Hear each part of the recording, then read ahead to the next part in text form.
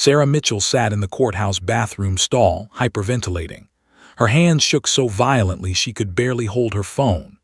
The cold ceramic of the toilet seat beneath her felt like the only real thing in a world that had completely spun out of control. 3 months ago, Marcus, the man she'd trusted with her entire life, the father of her daughter, the person she'd built a future with, had filed for full custody. But it wasn't just a custody filing. It was a war declaration wrapped in legal documents and delivered by an attorney who'd built his reputation on destroying mothers in custody battles. The accusations were devastating: unfit mother, emotional instability, neglect, isolation of the child from the father, psychological manipulation. Each word felt like a physical blow, like someone was reaching into her chest and squeezing her heart until it stopped beating. Sarah knew they were lies, vicious, calculated lies, but that knowledge didn't stop the terror that gripped her every waking moment and haunted her nightmares. She'd replayed their marriage 1,000 times, searching for where everything had gone wrong. They'd met in college, a whirlwind romance that felt destined. Marcus had been charming, ambitious, successful. He'd promised her the world. When Emma was born, he'd held their daughter and cried, saying he'd never known love could be so powerful. That was the Marcus Sarah had believed in. But that Marcus had vanished somewhere between Emma's first and second birthday. The other Marcus, the one who emerged gradually like a photograph developing in darkness, was cold, controlling, and increasingly hostile. He'd started criticizing Sarah's parenting constantly. She wasn't strict enough. She was too lenient. She was overprotecting Emma. She wasn't teaching Emma to be independent enough. Nothing Sarah did was ever right. When she tried to discuss his behavior, he'd accused her of being overly sensitive, dramatic, attention-seeking. She'd begun doubting herself, wondering if maybe he was right, if maybe she was the problem. Then came the day everything shattered. Sarah had picked up Emma from daycare and found her daughter with unexplained bruises on her arm. When she'd asked Marcus about them, he'd become enraged. He'd accused Sarah of trying to turn their daughter against him, of making up stories to damage his relationship with Emma. Sarah had wanted to believe him. She'd wanted it to be a misunderstanding. But deep in her gut, something felt profoundly wrong. That night she'd made the hardest decision of her life. She'd told Marcus to leave. Within days, his attorney had contacted her. The custody filing came as a shock, but the accusations were absolutely devastating. Marcus was claiming that Sarah had coached Emma to make false accusations against him. He was claiming that Sarah had isolated Emma from him deliberately. He was claiming that Sarah was emotionally unstable and unfit to provide primary care. The irony was cruel. Marcus had left, and yet somehow Sarah was the villain in his narrative. The legal process had been a nightmare of depositions, evaluations, and document reviews. Sarah had spent countless hours with a custody evaluator, answering increasingly invasive questions about her parenting, her mental health, her finances, her relationships. The evaluator had observed her with Emma, scrutinizing every interaction, every word, every gesture. Sarah had felt like she was performing motherhood under a microscope, terrified that any moment of normal parental frustration or exhaustion would be interpreted as evidence of unfitness. She'd spent her savings on her attorney, a competent but increasingly anxious lawyer named David Chen who kept warning her about the severity of the situation. Marcus's attorney is ruthless, David had said repeatedly. He's built his reputation on winning custody battles for fathers, often against significant evidence. He knows how to manipulate judges, how to make mothers look bad, how to create reasonable doubt about a mother's fitness. Sarah had tried to stay strong for Emma's sake, but the toll was catastrophic. She'd lost weight, 15 pounds that she didn't have to lose. Her hair had begun falling out in clumps in the shower.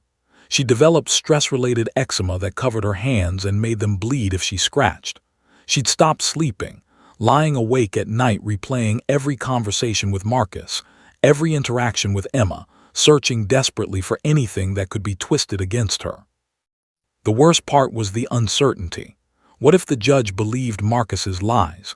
What if the judge decided she was unfit? What if she lost Emma? The thought was so unbearable that Sarah sometimes found herself unable to breathe, her chest tightening until she felt certain she was dying. She'd started seeing a therapist who diagnosed her with severe anxiety and trauma-related stress.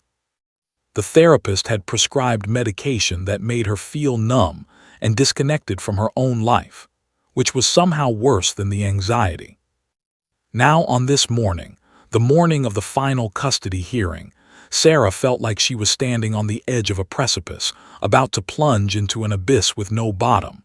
Today, everything would be decided. Today, the judge would hear arguments from both attorneys. Today, Emma would be brought into the courtroom. And today, somehow, Sarah's entire future, her relationship with her daughter, her right to call herself a mother, her entire identity, would be determined by a judge who didn't know her, didn't know her love for her daughter, didn't know the countless sacrifices she'd made, the sleepless nights she'd spent checking on Emma, the way she'd rearranged her entire life around her daughter's needs. David had warned her that this would be the most critical moment of the case. The judge will watch Emma carefully, he'd said. They'll look at how Emma responds to you, how she responds to her father. They'll observe her emotional state. 3-year-olds aren't great at hiding their feelings. If Emma seems scared or withdrawn when you're around, if she seems more comfortable with Marcus, the judge will notice, and it will influence the decision. Sarah had wanted to scream. How could any court expect a 3-year-old to navigate this nightmare? Emma didn't understand why her parents weren't living together anymore. She didn't understand custody disputes or legal proceedings, or the concept that she might be forced to live primarily with her father instead of her mother. All Emma knew was that something was terribly wrong, that the adults in her life were angry and fighting, and that her whole world felt unstable and frightening. Sarah flushed the toilet and stared at her reflection in the bathroom mirror. The woman looking back at her seemed like a stranger, pale, hollow-eyed, with gray hair sprouting at her temples and lines etched around her mouth that hadn't been there 6 months ago. This wasn't the woman she'd been. This wasn't the confident, joyful mother she'd been before Marcus's accusations had consumed her entire existence. She took a deep breath and whispered to herself, a mantra she'd created to survive these past 3 months. You are a good mother. You love Emma more than anything in this world. You have done nothing wrong. You will fight for your daughter. You will not let him take her away. But even as she said the words, doubt gnawed at her. What if she wasn't enough? What if the judge didn't believe her? What if everything fell apart in that courtroom? Sarah straightened her blouse, checked her reflection one final time, and walked toward the courthouse doors. She had no idea that her life was about to change in ways she couldn't possibly imagine. She had no idea that in a few hours, a police dog and a 3-year-old's 2 simple words would become the most powerful testimony any judge had ever heard. But first, she had to survive the next few hours. First, she had to watch her daughter suffer through a traumatic courtroom appearance. First, she had to face her ex-husband and his vicious attorney. First, she had to convince a judge that she deserved to keep her own child. Everything was about to change. But Sarah didn't know it yet. The massive oak doors of courtroom 7A loomed before Sarah like the entrance to a fortress. She could feel her heart pounding in her chest so hard she thought it might burst through her ribs. Her attorney, David Chen, squeezed her shoulder, a gesture meant to be reassuring, but which only intensified the terror spiraling through her entire body. His squeeze felt like he was trying to keep her from falling apart, from running screaming from this building and never looking back. Remember, David whispered urgently, don't show emotion. Stay composed. The judge is watching everything. One tear, one angry glance, one moment of visible frustration could be interpreted as evidence of emotional instability. Marcus's attorney will use anything against you. Sarah nodded mechanically, but internally she was screaming. How was she supposed to control her emotions when the very foundation of her existence was about to be shaken? How could anyone remain composed while fighting to keep custody of their own child? They pushed through the heavy doors and entered the courtroom. The space was exactly as intimidating as Sarah remembered from her previous appearances. High ceilings soared upward, making anyone inside feel impossibly small and insignificant. Dark mahogany paneling covered the walls, creating an atmosphere of gravity and consequence. The judge's bench loomed at the front of the room like a throne, elevated above everyone else, symbolizing the immense power the person sitting there would wield over Sarah's life. Judge Patricia Morrison entered with the bailiff announcing her arrival. She was a woman in her 60s with iron-gray hair pulled back severely, sharp features, and eyes that seemed to miss nothing. Sarah had researched her extensively. Judge Morrison was known throughout Colorado for being tough on custody cases. She didn't believe in coddling mothers or giving women special treatment. She believed in facts, evidence, and what she perceived as the best interest of the child. She'd never granted primary custody to a mother in cases where the father had contested it. Never. Sarah's attorney had delivered this information 3 weeks ago, and Sarah had felt her stomach drop into her shoes. Across the courtroom, Marcus sat with his attorney, Richard Hargrove, a tall, expensively dressed man who looked like he'd been carved from ice. Richard Hargrove had a reputation as ruthless and brilliant. He'd won dozens of custody battles by systematically dismantling mothers' credibility, exploiting any sign of weakness, and presenting fathers as the more stable, rational parent. He specialized in making mothers look unstable. Marcus looked perfect. Of course he did. He always knew how to present himself. His suit was tailored impeccably, navy blue with a subtle tie that suggested he was a man of means and sophistication. His hair was perfectly groomed. His expression was carefully constructed to appear concerned but controlled. Sarah recognized this version of Marcus, the public version, the version he showed to people he wanted to impress or manipulate. She knew the other Marcus intimately, the one who'd screamed at her that she was ruining his life, that she was a terrible mother, that she'd manipulated their daughter to turn against him. The courtroom door opened again, and time seemed to stop. Emma appeared. Sarah's breath caught in her throat so forcefully she nearly gasped aloud. Her daughter, her beautiful, innocent daughter, was being led into this nightmare by Ms. Rivera, the court-appointed guardian ad litem. Emma looked impossibly small in this vast, imposing space. She wore the pink dress Sarah had carefully chosen, a dress with white flowers embroidered across the bodice, a dress that Emma loved, a dress that normally made her smile and feel special and confident.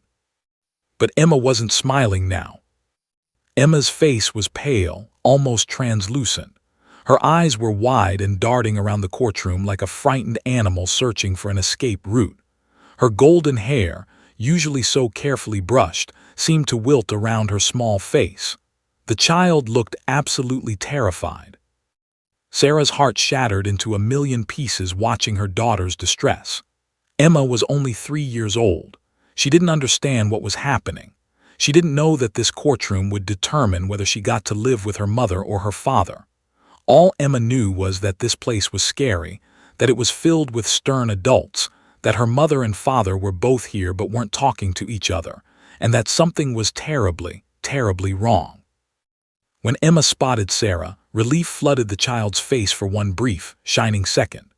Emma's eyes locked onto her mother's, and Sarah saw hope in that gaze, hope that her mommy would protect her, would explain what was happening, would make this nightmare go away.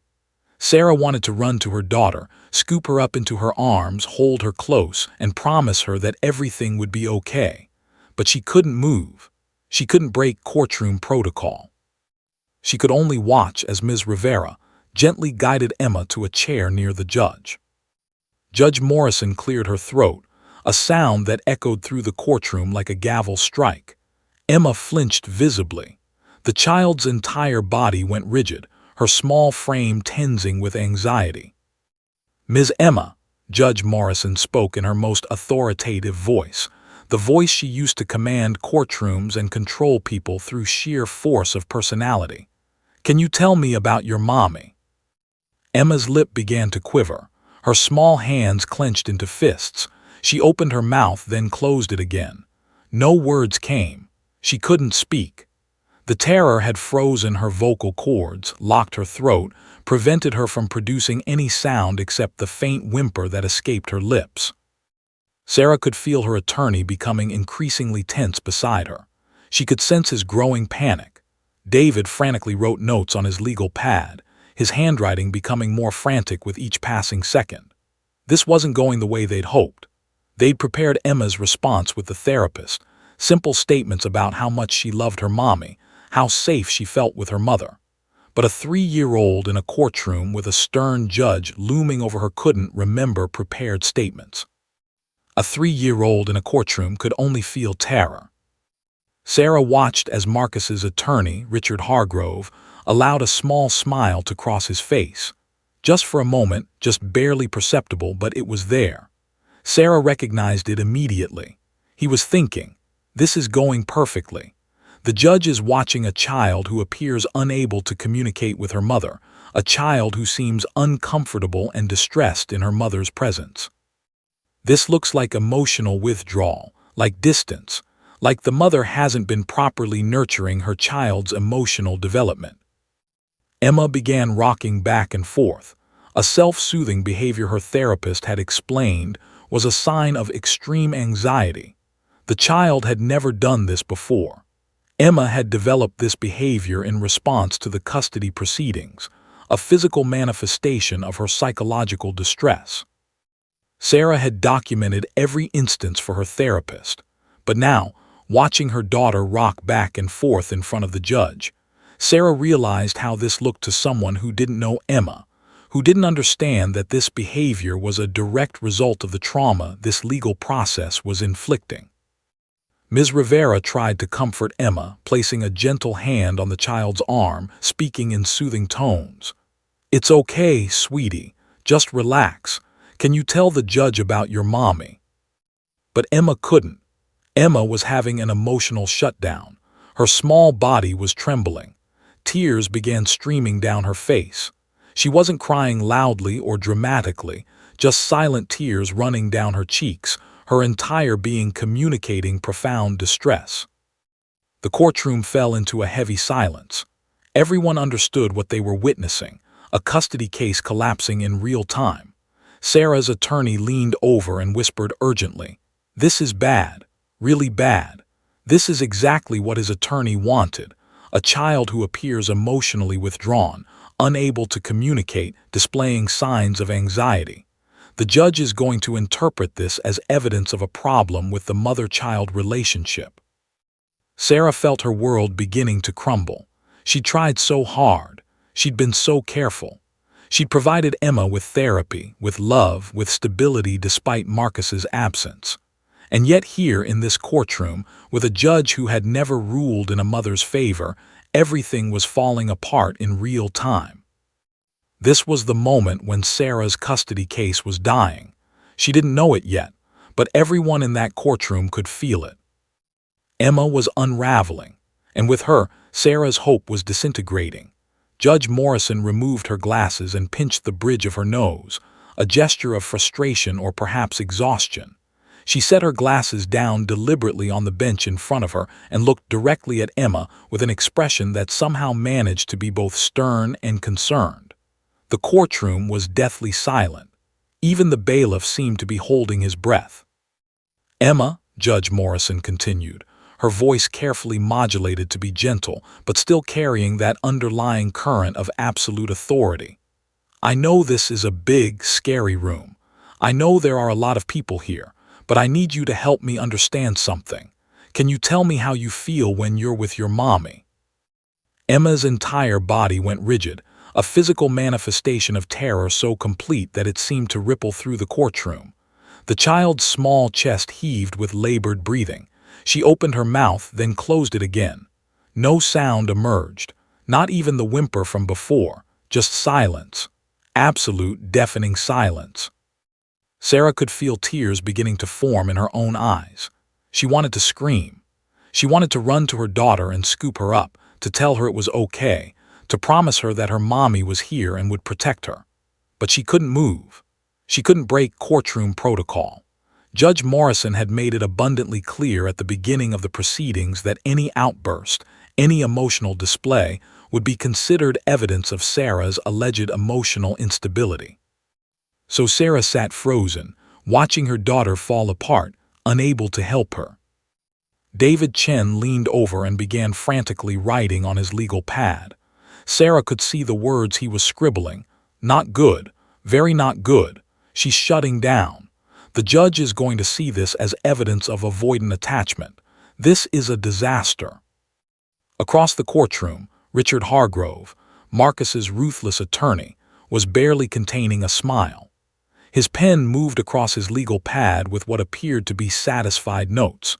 He was building his case in real time, documenting every moment of Emma's distress, every second of silence, every visible sign of the child's inability to communicate with her mother's attorney or the judge. Marcus sat perfectly still, his expression carefully arranged to look concerned and paternal. But Sarah recognized the truth beneath that facade. Marcus was winning. His predatory attorney had orchestrated exactly this scenario. A traumatized child who couldn't speak was worth more to their case than 100 expert witnesses testifying about Marcus's emotional abuse. Emma, Judge Morrison tried again, leaning forward slightly. I'm not asking you to do anything scary. I just want to know, when you're with your mommy, do you feel happy? Emma's lip began to tremble violently. Her small hands clenched into fists so tight that her tiny fingernails dug into her palms.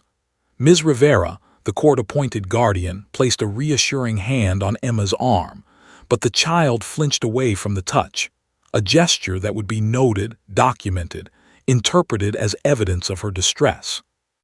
Do you like being with your mommy? Judge Morrison pressed, her voice still gentle but with an edge of frustration beginning to emerge. Or do you prefer being with your daddy? Emma made a sound, not words, but something between a whimper and a sob. The sound of a child's psychological distress manifesting as involuntary vocalization. It was the sound of trauma.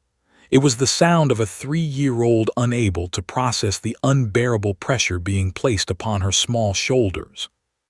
Sarah felt something inside her beginning to crack. She watched her daughter, her beautiful, innocent, loving daughter who had never done anything to deserve this nightmare, struggling to breathe, struggling to speak, struggling to simply exist in this moment. And Sarah was powerless to help her. Courtroom seemed to be closing in. The high ceiling suddenly felt suffocating. The dark wood paneling seemed to absorb all light, all hope, all possibility of a positive outcome. Sarah's vision began to blur at the edges. She could feel her heart racing, her breathing becoming shallow. She was on the verge of a panic attack, and she knew she couldn't let it happen. If she broke down now, if she showed any sign of emotional instability, Judge Morrison would interpret it as confirmation of Marcus's accusations. David squeezed her arm urgently. "Stay composed," he whispered harshly. "Do not break down. The judge is watching you as much as she's watching Emma." Sarah pressed her lips together so hard they hurt. She dug her fingernails into her thighs, a physical sensation to ground herself in the moment, to prevent herself from completely falling apart. She had to stay strong. She had to remain composed. She had to be the stable, rational parent, even as her world was collapsing in real time. Emma began rocking, that self-soothing behavior that had emerged in the past 3 months as her anxiety had intensified. Back and forth, back and forth. The motion was hypnotic and heartbreaking simultaneously. Every rock was a visible manifestation of the child's psychological distress, every movement documenting the damage that this legal process was inflicting. "Emma," Judge Morrison said, and now there was definite frustration in her voice. "I need you to answer my questions. Can you tell me about your mommy? Is she nice to you?" Emma opened her mouth. For a moment, Sarah thought her daughter might finally speak, might finally break through the wall of trauma that was silencing her. Sarah leaned forward slightly, barely daring to breathe. But instead of words, Emma released a cry, not a scream, but a wail of pure anguish that echoed through the courtroom. It was the sound of a child reaching the absolute limit of her emotional capacity, the sound of her psychological resources being completely depleted. Ms. Rivera stood up immediately. "Your Honor, I think we need to take a break. The child is clearly in severe distress. Continuing to question her in this state could cause additional psychological harm." Judge Morrison's expression hardened. "Ms. Rivera, I am the judge in this proceeding. I will determine when breaks are necessary." But after a moment she seemed to reconsider. She removed her glasses again and looked at Emma with something that might have been regret. "Fine. We'll recess for 15 minutes. Security, please escort the child to the waiting room. Ms. Rivera, stay with her." But as Ms. Rivera gently guided Emma toward the door, the child looked back at her mother. Their eyes locked for one agonizing second. Emma's expression communicated something devastating: confusion, fear, betrayal. Why wasn't her mommy helping her? Why wasn't her mommy protecting her? Why was her mommy just sitting there while this scary woman asked terrible questions? Sarah wanted to explain. She wanted to tell Emma that she loved her, that she was fighting for her, that everything would be okay. But she couldn't speak. Judge Morrison's stern gaze was still upon her, watching, analyzing, documenting Sarah's emotional response to her daughter's breakdown. As Emma was led from the courtroom, David leaned back in his chair and ran his hand over his face. "We're losing," he whispered quietly. "I've seen hundreds of custody cases, and I can tell you with absolute certainty, we're losing." That display is exactly what his attorney wanted. Emma appeared emotionally withdrawn, unable to communicate, displaying signs of severe anxiety. The judge is going to interpret that as a sign that something is wrong with Emma's relationship with her mother. "What do we do?" Sarah asked desperately, her voice barely above a whisper. "I don't know," David said honestly. "I don't know. We've lost the narrative. We've lost the moment. Now we just have to hope that something, anything, happens to change the judge's perception." But Sarah already knew what David's honest admission meant. They'd lost. Her custody case was dying. Her daughter had been traumatized in front of a judge who showed no signs of sympathy, and there was nothing Sarah could do to save either of them. This was the crisis point. This was the moment when everything fell apart. And Sarah had no idea that in the next few minutes, everything would change in ways she couldn't possibly imagine. The 15-minute recess felt like an eternity. Sarah sat in the hallway outside the courtroom, unable to speak, unable to move, barely able to breathe. Her hands trembled uncontrollably. The walls seemed to be closing in on her. She could hear the muffled sounds of other people moving through the courthouse, lawyers discussing cases, bailiffs making announcements, the distant sound of another courtroom proceeding. But none of it felt real. None of it penetrated the fog of despair that had completely consumed her. David had excused himself to make a phone call. He'd walked away with slumped shoulders, his entire body language communicating defeat. Sarah understood what he hadn't said aloud. There was nothing left to do except watch the judge rule against her. The case was over. Sarah had lost before the closing arguments had even begun. She thought about Emma, somewhere in a waiting room with Ms. Rivera. Was her daughter still crying? Was she asking for her mommy? Was she wondering why her mother hadn't come to comfort her, why her mother had just sat there frozen while a scary judge asked terrible questions? The thought was unbearable. Sarah felt tears beginning to stream down her face. She didn't bother wiping them away. What was the point of maintaining composure now? The judge had already seen enough to make her decision. Sarah's phone buzzed. A text from her mother. "Thinking of you, stay strong. Whatever happens, you're still Emma's mother." The words, meant to be comforting, only made things worse. Because the truth was, if she lost this custody battle, she might lose the right to be Emma's primary parent. She might lose Emma. That was the terrifying reality of custody law. Judges could take children away. They could decide that a child should live primarily with the other parent. They could reduce a mother to supervised visitation, to watching her own child through the limited windows that a judge permitted. Sarah's entire body convulsed with a silent sob. She pressed her hand over her mouth to prevent anyone from hearing her breakdown. She had to maintain some composure. She still had to walk back into that courtroom. She still had to sit through the closing arguments and the judge's ruling.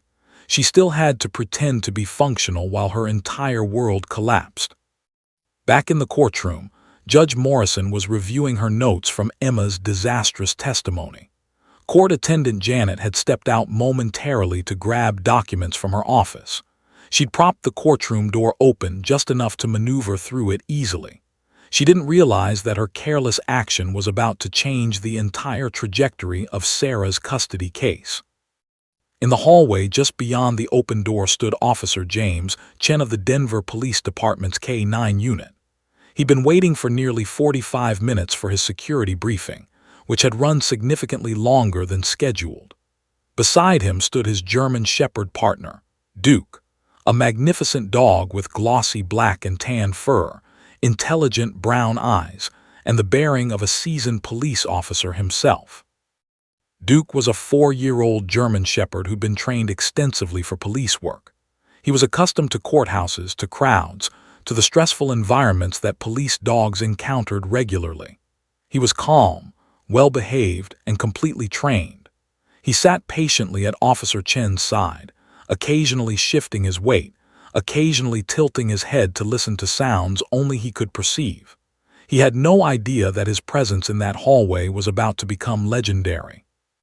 Inside the courtroom, Judge Morrison was beginning to contemplate calling everyone back from recess.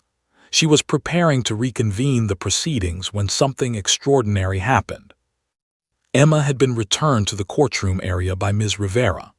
The guardian was guiding the small child back toward the waiting area when Emma happened to glance toward the open door. In that moment, she saw Duke's silhouette framed in the doorway, the massive dog's head and shoulders clearly visible from her vantage point. Time seemed to stop. Emma's entire demeanor shifted in an instant so profound and complete that it was almost as though someone had flipped a switch, transforming her from a traumatized, withdrawn child into something entirely different. The anxious fidgeting stopped immediately.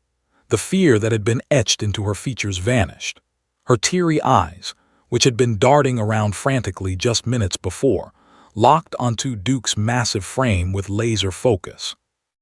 Ms. Rivera felt the child's hand tense in her grip. She turned to see what had captured Emma's attention, but she didn't immediately understand the significance of what she was witnessing. Emma gasped. It was a sharp intake of breath filled with something Ms. Rivera had not heard from the child all day: wonder, pure, unadulterated wonder. The 3-year-old's tiny finger shot upward, pointing directly at the dog in the doorway. Her entire small body seemed to vibrate with an energy that transcended her fear, her anxiety, her trauma. Every ounce of her being focused on the magnificent creature silhouetted in the doorway. The courtroom fell absolutely silent. It was that peculiar hush that descends in rare moments when everyone present recognizes they're witnessing something extraordinary, something that transcends normal experience, something that will be remembered forever. Judge Morrison looked up from her papers. Her stern expression faltered, just for a moment, but enough for everyone to notice. The bailiff stopped mid-motion. Richard Hargrove's predatory smile froze on his face. Marcus's carefully composed expression cracked slightly. David Chen, who had just returned from his phone call, suddenly jerked his attention toward the source of the disturbance. Sarah, sitting in the hallway outside the courtroom, heard the sound before she understood what was happening. A sound so clear, so pure, so completely filled with childlike joy that it pierced through the fog of despair that had consumed her moments before. Emma's voice, her daughter's voice, speaking clearly and loudly for the first time since entering this nightmare. "Big doggy."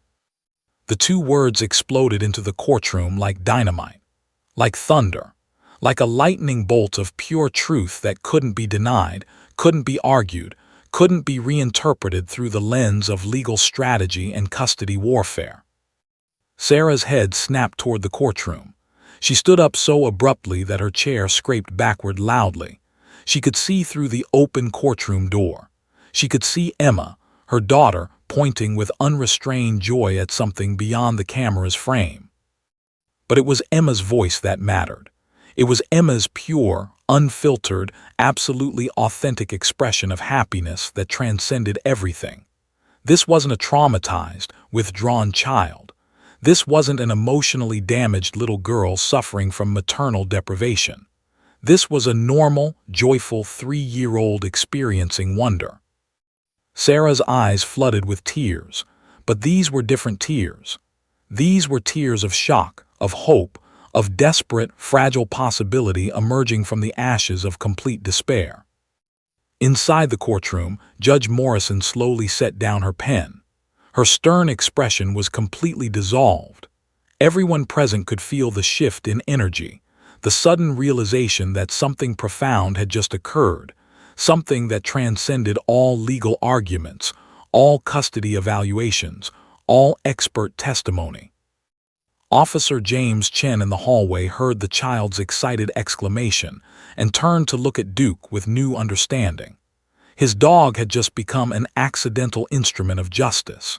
His dog had just revealed a truth that no lawyer, no judge, no expert witness could have articulated more clearly.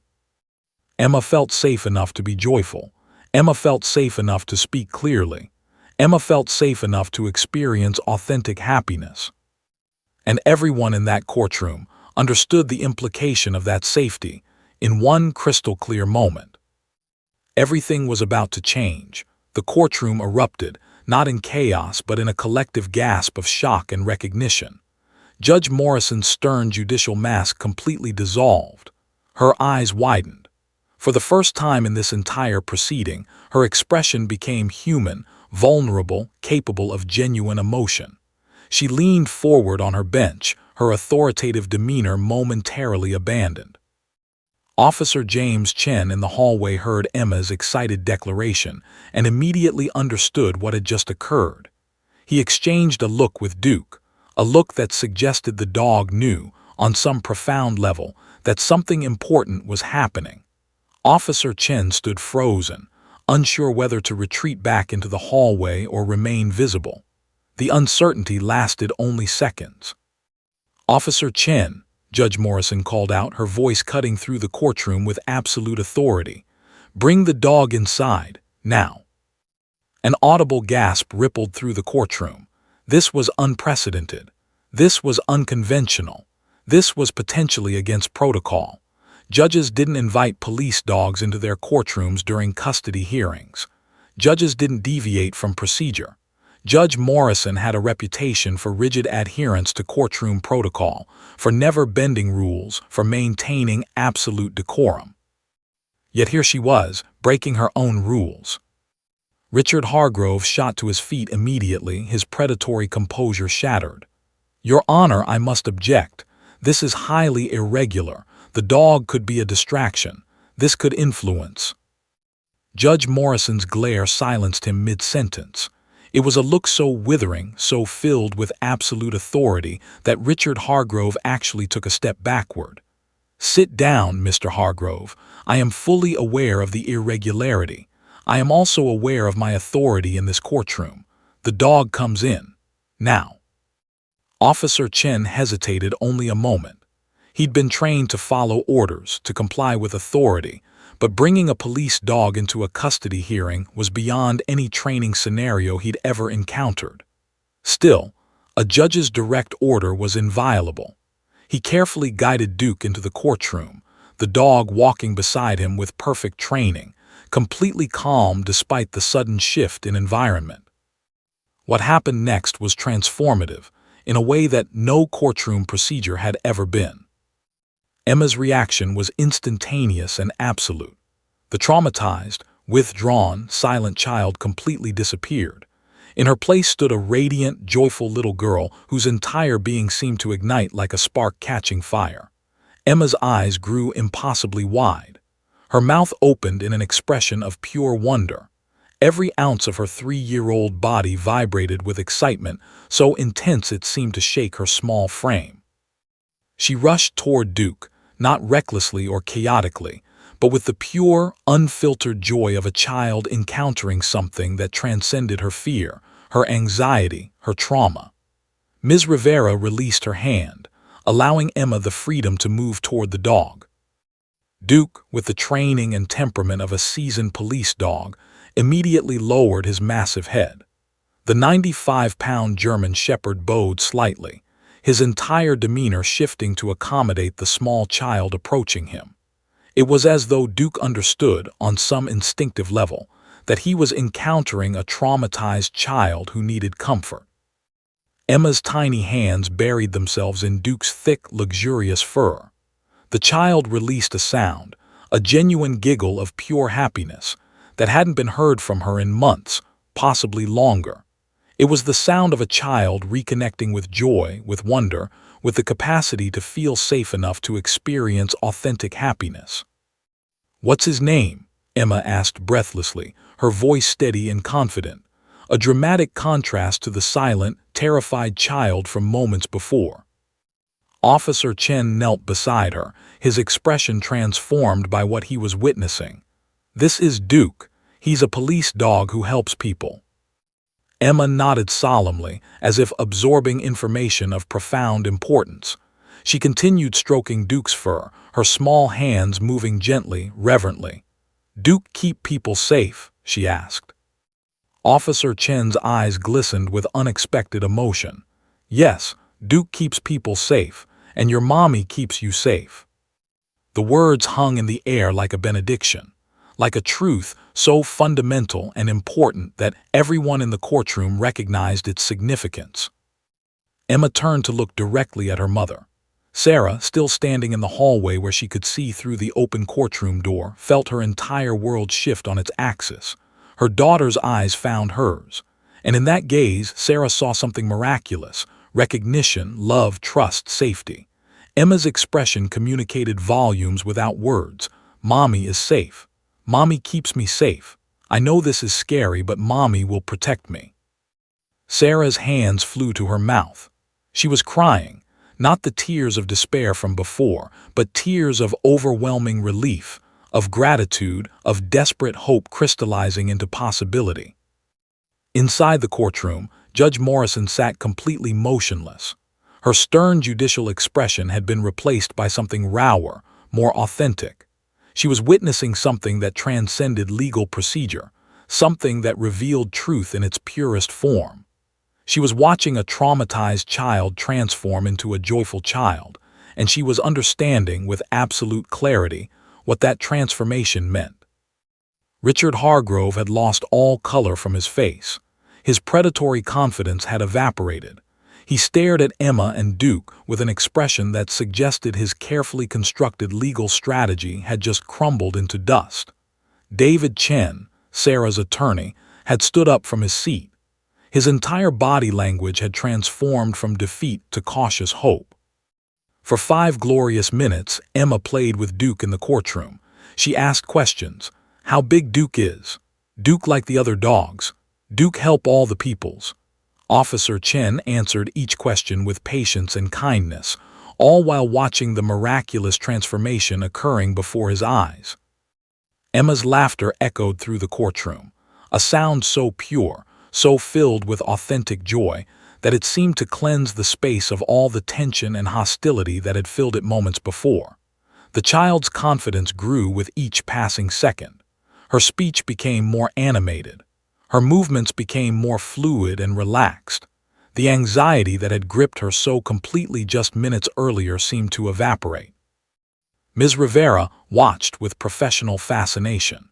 She was already mentally documenting everything she was witnessing, already recognizing that this moment would dramatically influence her recommendations in the official court report.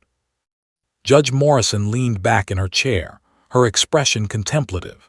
She made handwritten notes on the bench pad in front of her, notes that would later become crucial components of her custody decision. Her pen moved slowly, deliberately, as if she were documenting something sacred, something important, something that would matter in ways that extended far beyond this single case. When Officer Chen eventually guided Duke back toward the hallway, a transition that caused Emma's face to fall for just a moment before brightening again as she said, "Bye-bye, Duke." Thank you for keeping people safe."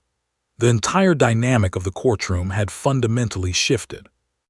Judge Morrison removed her glasses and looked directly at both attorneys. "We're going to take a 30-minute break. When we reconvene, I expect closing arguments from both parties. But let me be absolutely clear. What I have just witnessed has been recorded and will factor significantly into my custody determination. This recess is over." She banged her gavel once, a sound that seemed to echo with finality and authority. As everyone filed out of the courtroom, Richard Hargrove leaned over to Marcus and whispered something urgent. Marcus's face darkened. He understood, without being told, that his custody case had just undergone a seismic shift. Sarah stood in the hallway, barely able to comprehend what had just happened. She'd gone from absolute despair to fragile hope to genuine possibility. All because of a dog, because of her daughter's 2 words, because of a judge who had the wisdom and courage to deviate from protocol in service of truth. But she didn't know yet what was coming. She didn't know that the most powerful moment was still to come. She didn't know that Emma had asked a question that would change everything. She only knew that something miraculous had occurred, and that her daughter had been transformed. The courtroom fell into an eerie, profound silence. It was the kind of silence that only occurs when something extraordinary is about to happen, when everyone present senses that they're witnessing a moment that will resonate far beyond this single afternoon, this single case, this single family's tragedy. Emma continued stroking Duke's fur, her small fingers moving with infinite gentleness across the dog's glossy coat. Officer Chen knelt beside her, his entire demeanor having shifted to one of gentle attentiveness. He'd been trained to handle dangerous situations, to command respect, to maintain the authority that came with being a police officer. But in this moment, kneeling beside a traumatized 3-year-old girl and a German shepherd in a courtroom, he was simply a kind human bearing witness to something sacred. Judge Morrison sat completely motionless at her bench. Not a single person moved. Not a single person breathed. The bailiff had stopped mid-stride. The court reporters' fingers hovered over their keyboards, ready to record whatever was about to unfold. Even the ambient sounds of the courthouse, the distant telephone ringing, the faint murmur of other proceedings from adjacent courtrooms, seemed to fade away, as if the universe itself was holding its breath. Emma looked up at Officer Chen with an expression of absolute seriousness. Her earlier excitement had transformed into something more contemplative, more profound. She asked a question, a simple question, delivered in a child's small voice, but a question that would reverberate through that courtroom with the force of a thunderbolt striking the earth. "Duke, keep Mommy safe." The words hung in the air like a confession, like a prayer, like the most important question any human had ever asked. Officer Chen's eyes immediately glistened with tears, actual tears streaming down his face as he realized what Emma was really asking. She wasn't asking about a police dog's job description. She was asking something far more fundamental, far more devastating, far more important. In this terrifying legal process, in this nightmare that had consumed her small world, would someone, would something, protect her mother? Would her mother be safe? Officer Chen's voice trembled as he answered, "Yes, Duke keeps people safe, and your mommy keeps you safe." But it was the first part of his answer that shattered everyone's composure. In those 5 words, "Duke keeps people safe," he had affirmed what Emma needed desperately to believe. That safety existed, that protection was possible, that there were forces larger than her fear that could shield her from harm. Sarah, still standing in the hallway where she could see through the open courtroom door, felt her entire being freeze. Time seemed to stop. She couldn't move. She couldn't speak. She couldn't even breathe properly. Her daughter had just asked the question that encompassed everything. The entire custody dispute, the entire legal warfare, the entire nightmare of the past 3 months. Emma was asking whether her mother would survive this, whether her mother would be protected, whether her mother would be safe. Judge Morrison removed her glasses. Her stern judicial mask completely dissolved. She set the glasses down on the bench with a deliberate motion, as if she was removing the barrier between her authentic self and the profound moment she was witnessing. Her eyes were wet, not tear-streaked, but glistening with moisture that made it clear she was experiencing genuine emotion in the presence of something profoundly important. Richard Hargrove had lost all color from his face. His predatory expression had transformed into something resembling shock, or perhaps recognition of defeat. He understood, without any doubt, that his carefully constructed legal strategy had just been obliterated by a 3-year-old's innocent question. No amount of legal maneuvering, no brilliant argument, no strategic positioning could compete with the raw truth of a child asking whether her mother would be safe. Marcus stared straight ahead, his calculated facade completely shattered. The carefully arranged expression of concerned paternity had disintegrated. His attorney, sensing the catastrophic shift in momentum, frantically began writing notes, though notes for what purpose nobody could say. The case was over. Everyone could feel it. David Chen stood completely still, tears streaming down his face. He'd been practicing law for 15 years. He'd handled hundreds of custody cases. He'd seen judges deliver verdicts based on evidence, testimony, legal precedent, financial considerations, and custody evaluation reports. But he'd never seen anything like this. He'd never witnessed a moment so powerful, so profoundly revealing, so utterly transformative that it rendered all other evidence irrelevant. Ms. Rivera's professional mask had dissolved completely. She stood silently, her hands clasped in front of her, her eyes filled with tears. She'd been appointed to represent Emma's best interests, and in this moment she understood with absolute clarity what those interests were. They weren't about custody schedules or visitation arrangements or which parent had more financial resources.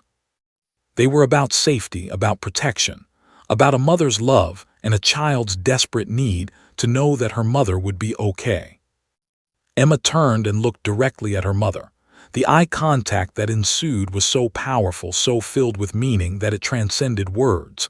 Sarah saw in her daughter's gaze recognition, love, trust, safety. Emma was communicating something fundamental. Mommy, I see you. Mommy, I know you're fighting for me.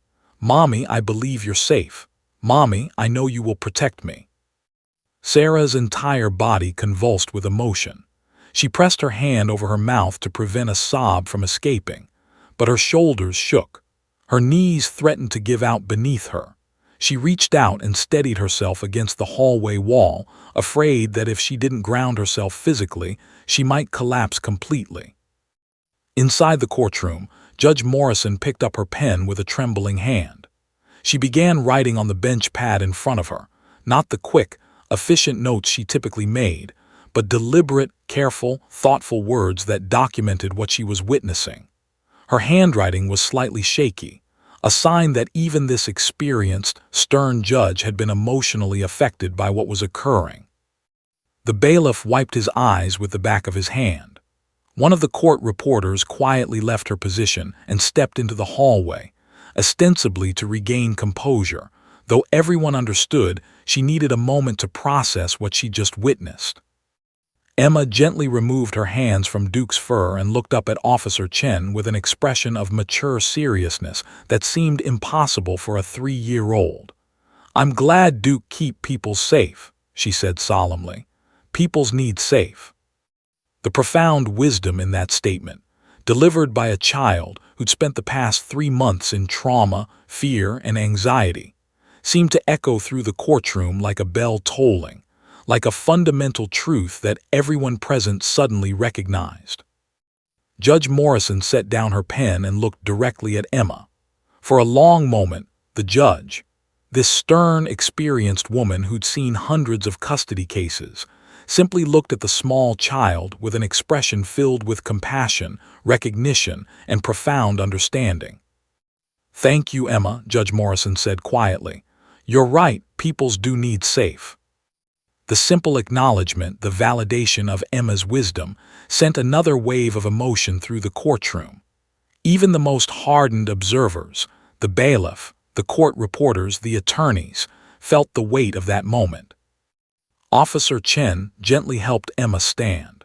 He guided Duke toward the hallway, the dog moving with perfect training, seemingly understanding that his role in this sacred moment had concluded. As they left the courtroom, Emma waved goodbye to Duke. "Thank you, Duke. Thank you for keeping people safe. You're a good boy." The courtroom fell silent once more. But it was a different silence now, not the eerie quiet of tension and dread, but a profound quiet of recognition, of clarity, of fundamental truth emerging from the chaos of legal proceedings and custody warfare. Judge Morrison looked at both attorneys.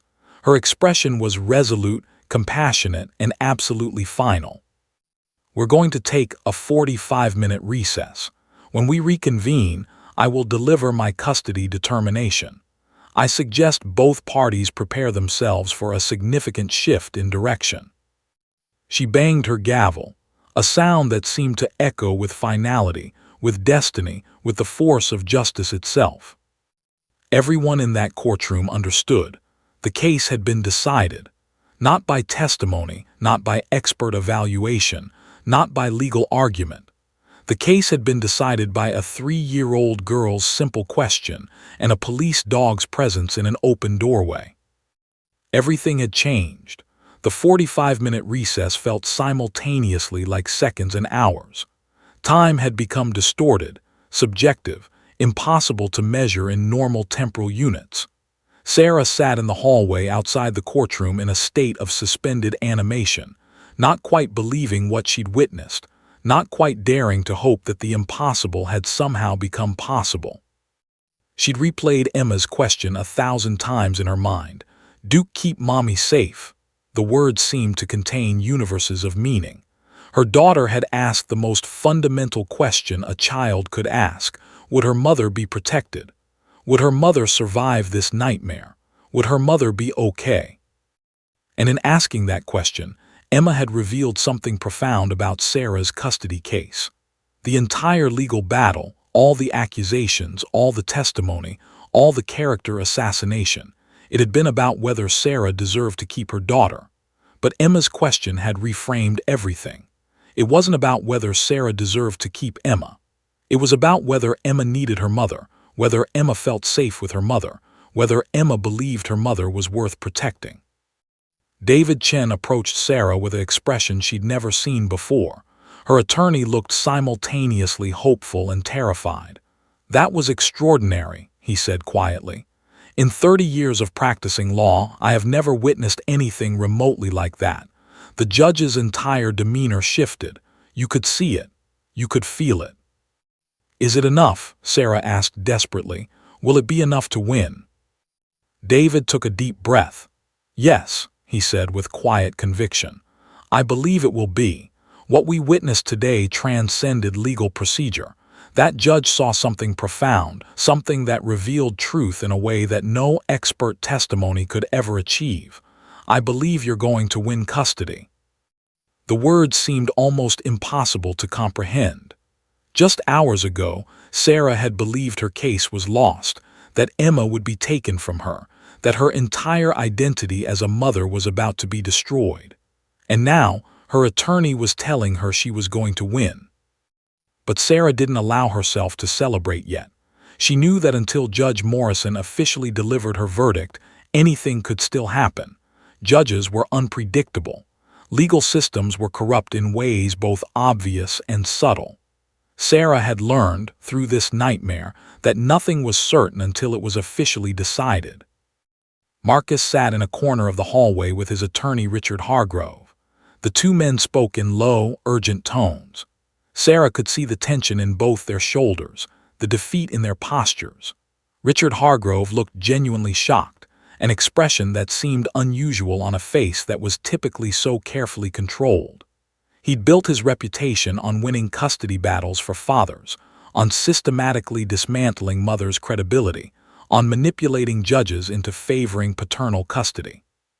But he'd never encountered a situation quite like this. A situation where a 3-year-old's unguarded question had revealed more truth than years of litigation. At exactly 3:47 p.m., the bailiff announced that court was about to reconvene. Everyone filed back into the courtroom. Sarah sat beside David, her entire body trembling. She clasped her hands together so tightly her knuckles turned white. She didn't dare look at Emma, didn't dare look at Marcus, didn't dare look at anyone. She could only stare straight ahead, waiting for the words that would determine her future. Judge Patricia Morrison entered with her bench pad tucked against her chest, the same pad where she'd written her contemplative notes during the Duke incident. Her expression was grave, serious, and somehow both stern and compassionate simultaneously. She took her seat at the bench and looked down at her notes for a long moment. I have presided over 847 custody cases in my 28-year legal career, Judge Morrison began, her voice carrying a formal, ceremonial quality. Never have I witnessed something as revelatory as what occurred in this courtroom today.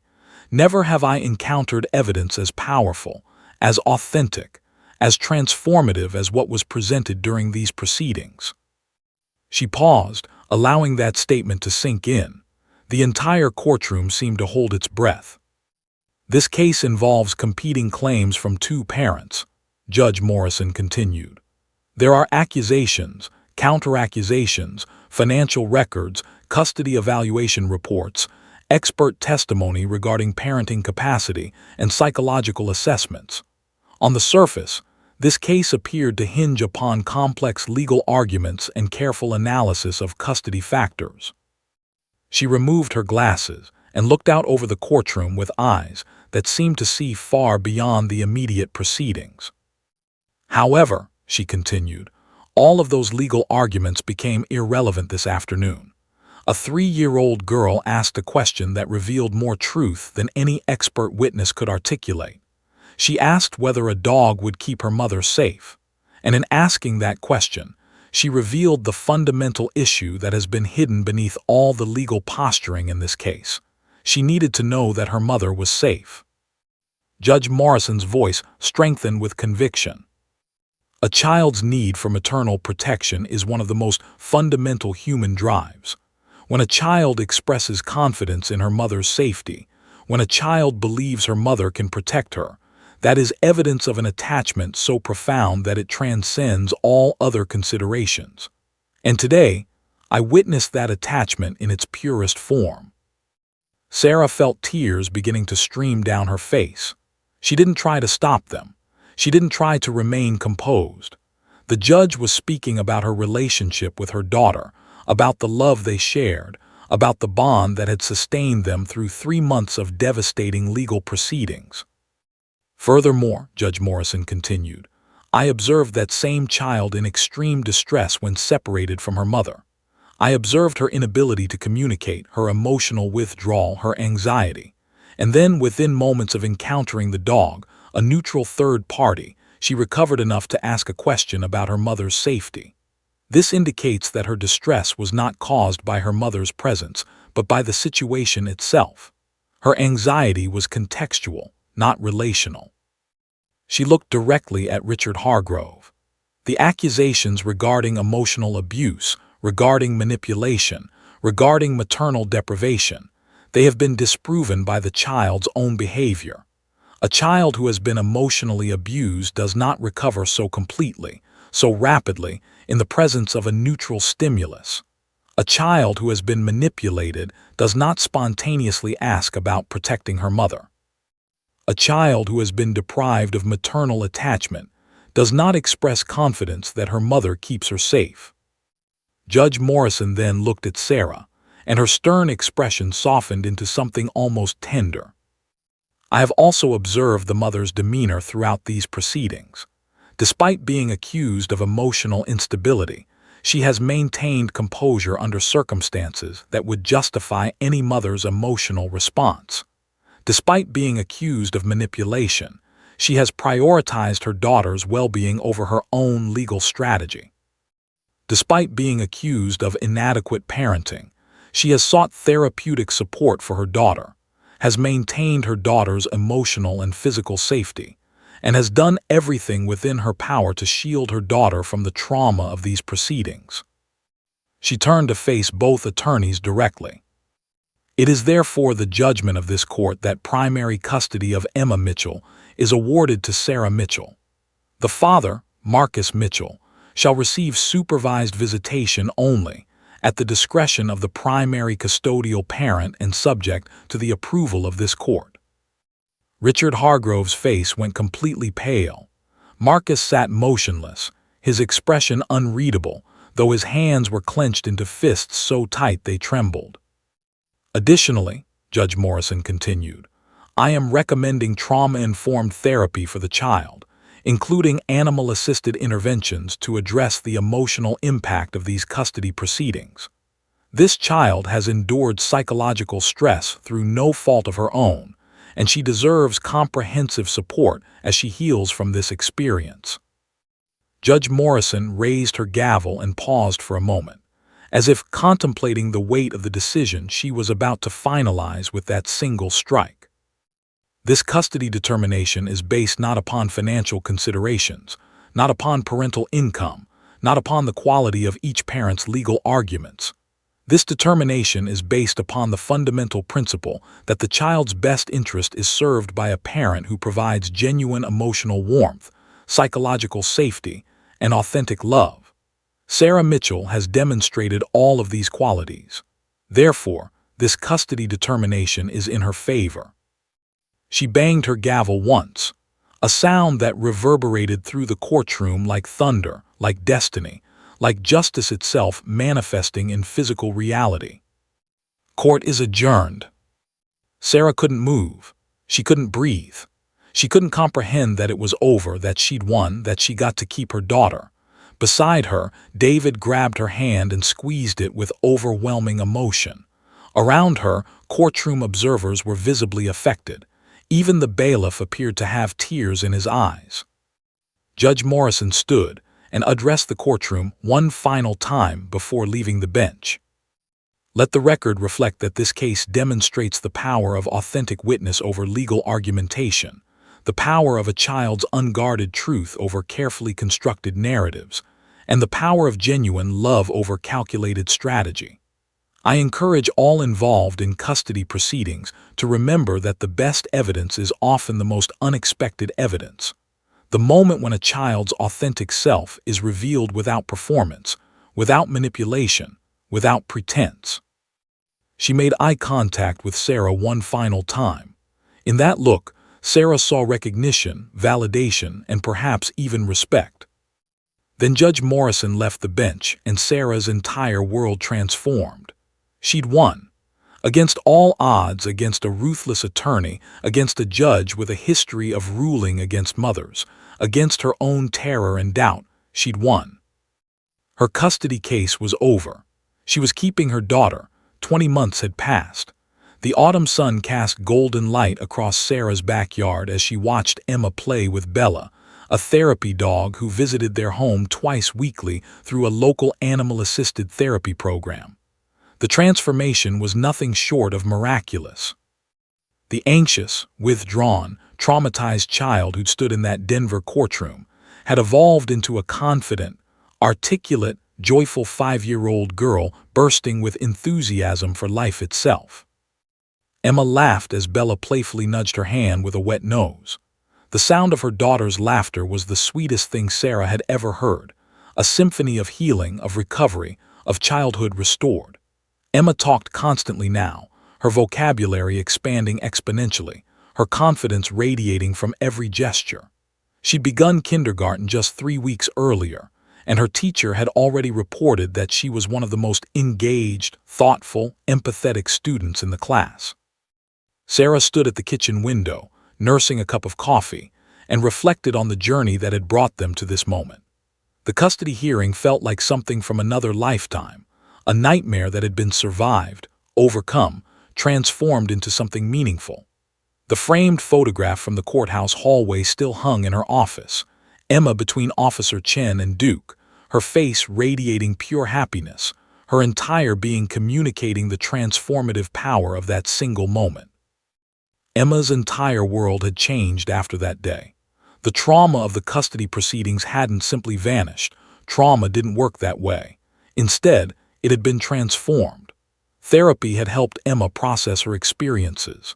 The animal-assisted interventions had given her tools to manage anxiety, And most importantly, she had her mother back, not as a contested possession in a custody dispute, but as her primary parent, her protector, her safe harbor.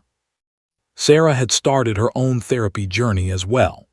The psychological toll of the custody battle had been devastating.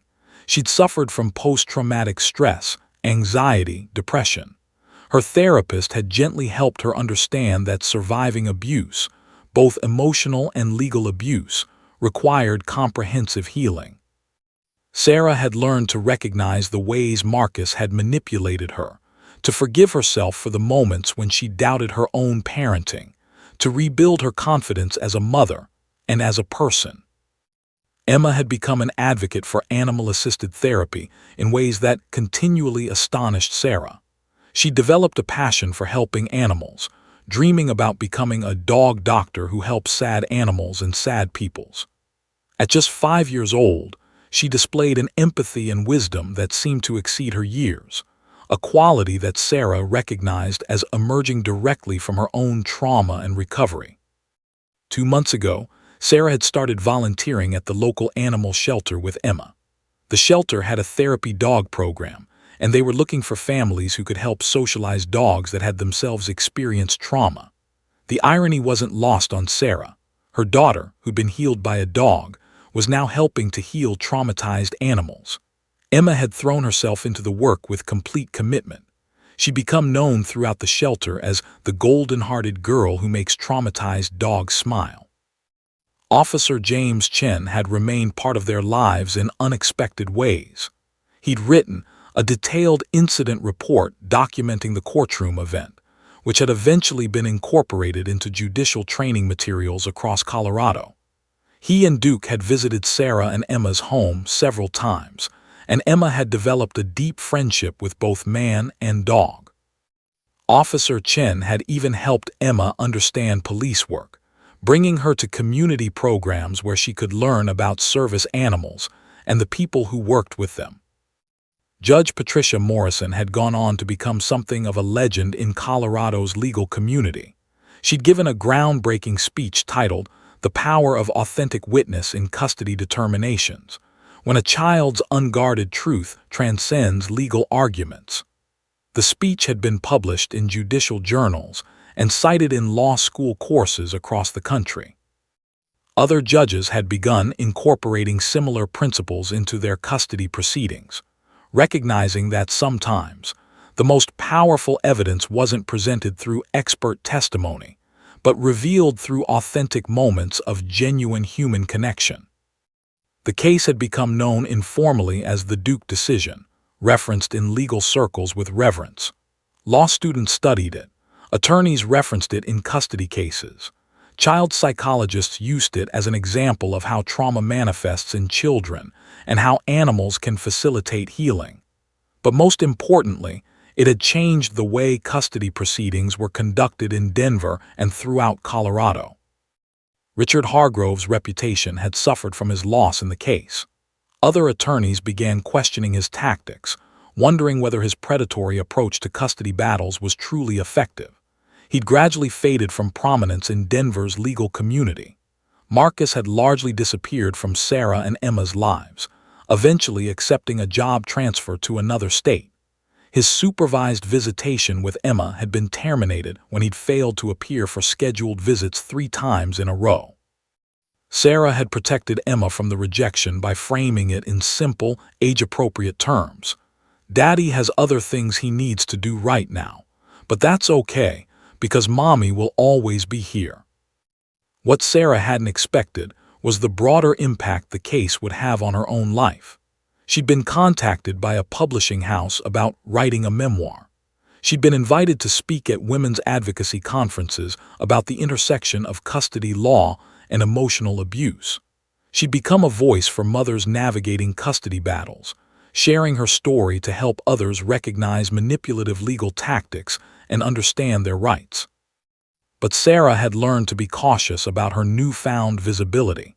She'd seen how her story could be weaponized, how her vulnerability could be exploited, how public recognition could sometimes feel like an invasion of privacy. She'd chosen carefully which speaking engagements to accept, which interviews to give, which platforms to use for her advocacy work. Most importantly, she'd committed to protecting Emma's privacy and well-being. Emma didn't attend speaking engagements. Emma wasn't identified by name in publications. Emma was allowed to simply be a child, to heal at her own pace, to grow into whoever she was meant to become without the weight of being a legal precedent. On this autumn afternoon, as Sarah watched her daughter play joyfully with Bella in the golden sunlight, she felt overwhelming gratitude. Gratitude for the dog that had appeared in that courtroom doorway.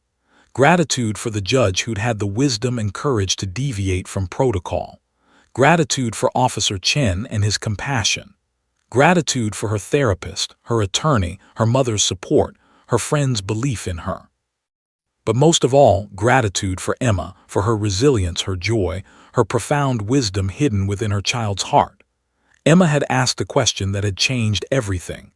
Do keep mommy safe? And in asking that question, she'd revealed a truth so fundamental, so powerful, that it had transcended all legal arguments and emotional manipulation. Emma ran towards Sarah with Bella galloping beside her. Mommy, Mommy, look what Bella taught me. She demonstrated a play bow that she and the dog had clearly been practicing together. Sarah scooped her daughter up, holding her close, breathing in the scent of her hair, feeling the weight of her small body against her chest. I love you so much, baby, Sarah whispered. I love you too, Mommy, Emma said simply. And I love Bella, and I love all the dogs.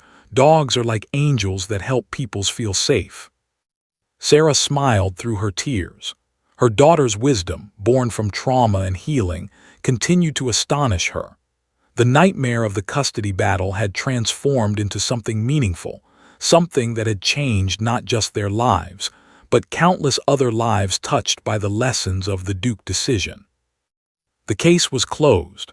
The courtroom battle was over, but the legacy continued to resonate, touching lives in ways Sarah had never anticipated.